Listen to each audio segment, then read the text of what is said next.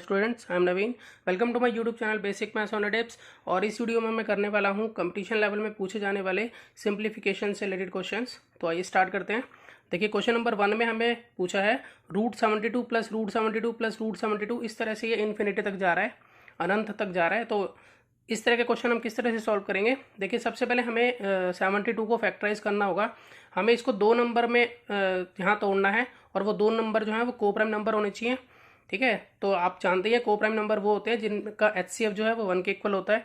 तो अगर हम इसको फैक्टराइज करें ऐसे 2 नंबर में, तो क्या हो सकते हैं? वो हो सकते हैं 8 9 72। तो 8 और 9 जो है वो को प्राइम नंबर भी हैं।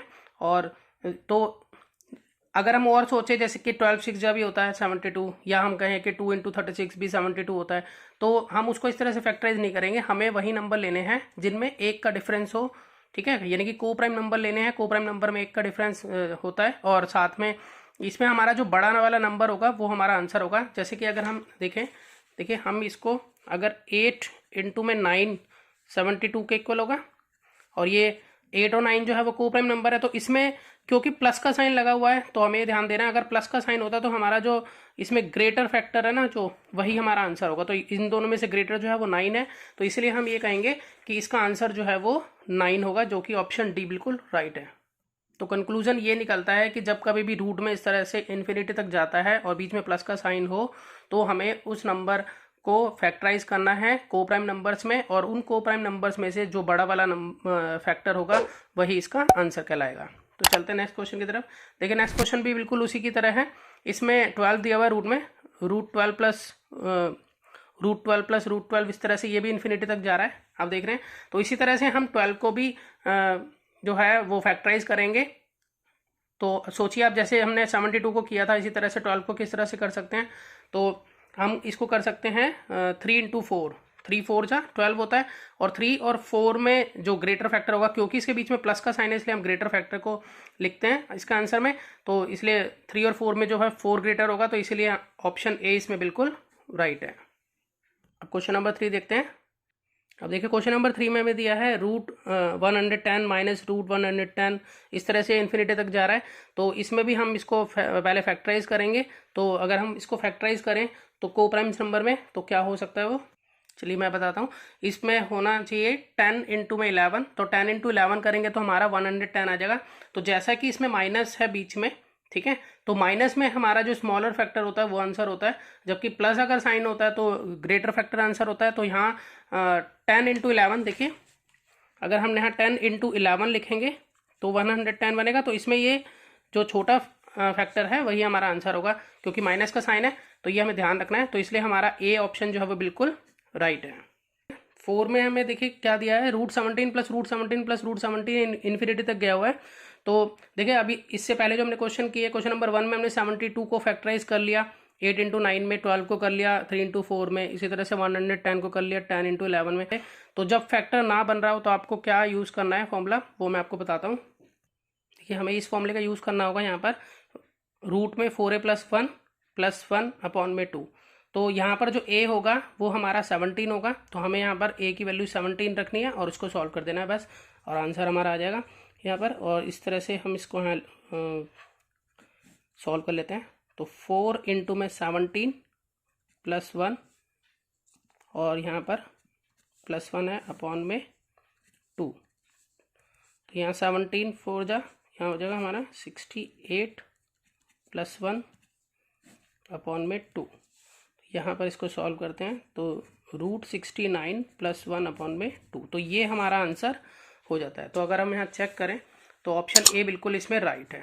ठीक है, तो अब चलते हैं नेक्स्ट क्वेश्चन की तरफ। क्वेश्चन नंबर 5 में देखिए, इसमें दिया है हमें √13 माइनस √13 माइनस √13, और ये इन्फिनिटी तक गया है।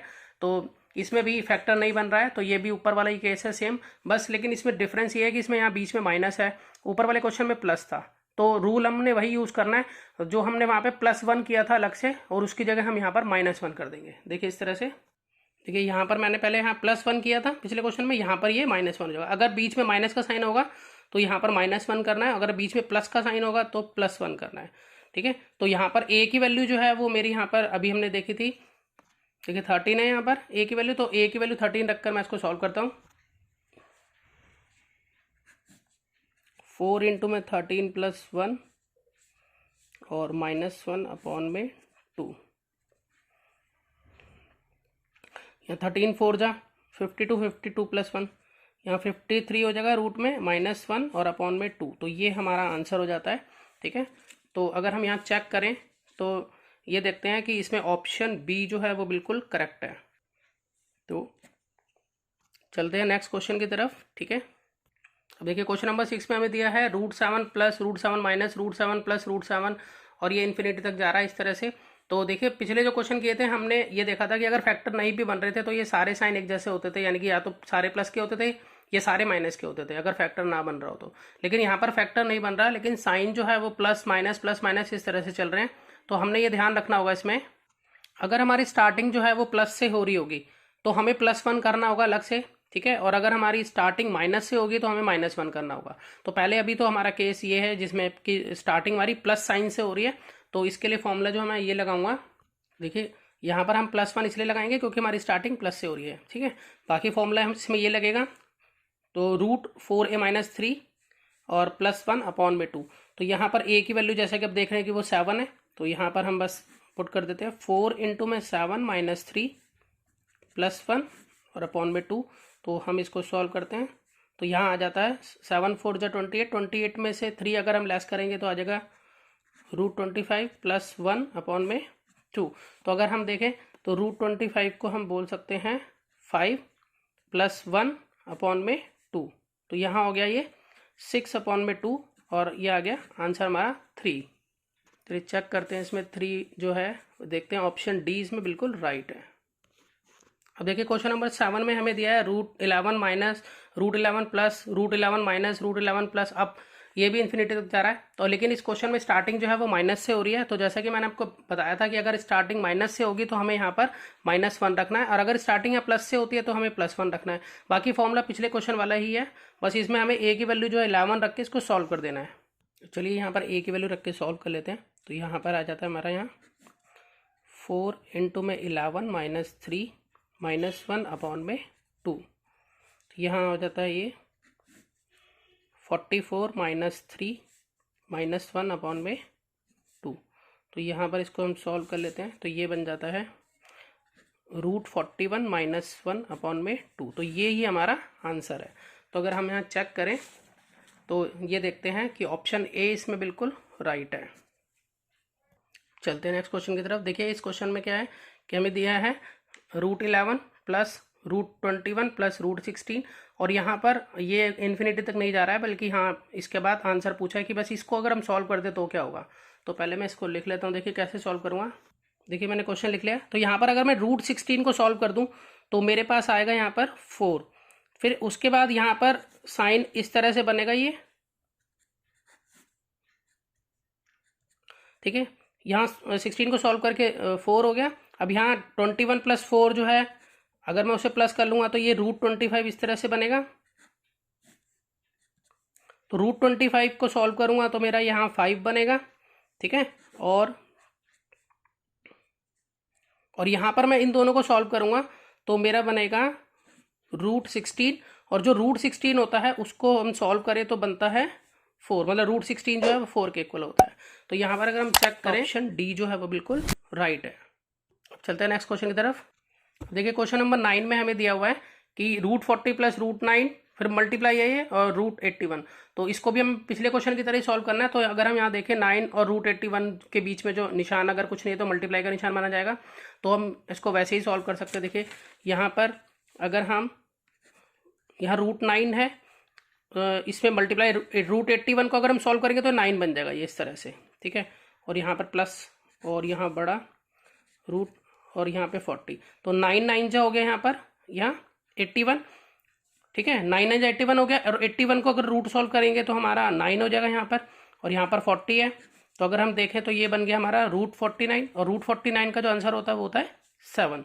ठीक है, तो इस तरह से इसका आंसर जो आ जाता है 7, जो कि ऑप्शन बी बिल्कुल राइट है। देखिए क्वेश्चन नंबर 10 में हमें दिया है √6 मल्टीप्लाई √6 मल्टीप्लाई √6 मल्टीप्लाई, इस तरह से ये इन्फिनिटी तक जा रहा है। तो आपको ध्यान रखना है जब कभी भी इस तरह का नंबर हो, ठीक है, और वो इन्फिनिटी तक जाए, मल्टीप्लाई हो इनके बीच में और वो इन्फिनिटी तक जाए, तो खुद आंसर ये जो भी इसमें गिवन होगा हमारा, जो भी ये है वही आंसर होगा। तो अगर हम देखें तो इसमें ऑप्शन डी बिल्कुल राइट है। आपको ध्यान ये रखना है कि वो इन्फिनिटी तक जाना चाहिए, ठीक है, इन्फिनिटी तक जाएगा तभी ये बना जाएगा। अब देखिए क्वेश्चन नंबर 11 में हमें दिया है √2, फिर √2 इस तरह से मल्टीप्लिकेशन की फॉर्म में है यहाँ पर, लेकिन यहाँ पर ये इन्फिनिटी तक नहीं है बल्कि ये कांस्टेंट है हमारा, रुक गया यहाँ पर। तो हमें सिर्फ इसको सॉल्व करना है। तो इस केस में जैसे पिछला केस जो था उसमें इन्फिनिटी तक जा रहा था तो वो खुद आंसर था, तो इस केस में ऐसा नहीं होगा, इसमें एक अलग तरीके से हमें इसको करना होगा। देखिए कैसे करेंगे इसको। तो देखिए सबसे पहले हम ये देखेंगे कि ये नंबर कितनी बार है। तो हम यहाँ देख रहे हैं कि ये नंबर 3 बार है, तो हम जो 2 है उसको 3 बार इस तरह से मल्टीप्लाई कराएंगे, तो 2 2 जा 4 2 जा 8 हो जाएगा। उसके बाद जो भी इसमें आंसर ये लिखा हुआ है, जो भी नंबर यहाँ लिखा है उसको हम लिखेंगे यहाँ पर, और यहाँ पर जो 8 है इसको हम इसकी पावर बना देंगे और उससे एक नंबर कम करके ऊपर लिख देंगे, तो यही हमारा यहाँ पर आंसर हो जाएगा। तो अगर हम यहाँ चेक करें तो 2 की पावर 7/8 ऑप्शन डी इसमें बिल्कुल राइट है। तो बहुत इजी था, कोई मुश्किल नहीं है, बस जितनी बार ये नंबर है उतनी बार 2 को मल्टीप्लाई करना है। यहाँ नंबर कुछ और भी हो सकता है, हमने सिर्फ 2 को ही मल्टीप्लाई करना है। तो 2 2 जा 4 2 जा 8, 3 बार है तो 3 बार करेंगे, 4 बार होता तो 4 बार करते, और फिर उसके बाद जो मल्टीप्लाई करके आया वो पावर बनाएंगे उसकी, और फिर उससे एक कम करके ऊपर अपॉन में लगा देंगे, ठीक है। तो इस तरह से इसका आंसर आ जाएगा। चलिए एक क्वेश्चन और करते हैं ताकि और अच्छे से क्लियर हो जाएगा ये। अब देखिए क्वेश्चन नंबर 12 में हमें दिया हुआ है √5 इस तरह से। तो अगर यहाँ देखें तो √5 यहाँ कितने हैं, यहाँ पर √5, यहाँ पर हम देखें तो 4 हैं। तो हमें क्या करना है, मैंने आपको बताया था कि हमें 2 को मल्टीप्लाई इस तरह से 4 बार करनी होगी, ठीक है। तो 2 2 जा 4 2 जा 8 2 जा 16, मतलब नंबर यहाँ कुछ भी होगा लेकिन हमें करना 2 को मल्टीप्लाई है। तो इसलिए मैंने क्वेश्चन रखा, क्योंकि उसमें 2 था तो ऐसा लग रहा था कि जैसे वही 2 यूज़ किया है। नंबर हमें यहाँ 2 ही लेना है, जितनी बार ये होगा उतनी बार मल्टीप्लाई करानी है। तो 16 आ गया। फिर मैंने आपको ये बताया था कि जो भी यहाँ नंबर होगा वो आप यहाँ रख लीजिए पहले, और फिर उसके बाद इसको पावर बना दीजिए और फिर इससे एक कम ऊपर लिख दीजिए। तो 5 की पावर 15/16 ये इसका राइट आंसर होगा। तो अगर हम देखें ऑप्शन में तो ऑप्शन डी हमारा बिल्कुल राइट है। तो मिलते हैं नेक्स्ट वीडियो में और नए क्वेश्चंस लेकर, तो आप प्रैक्टिस करते रहिए।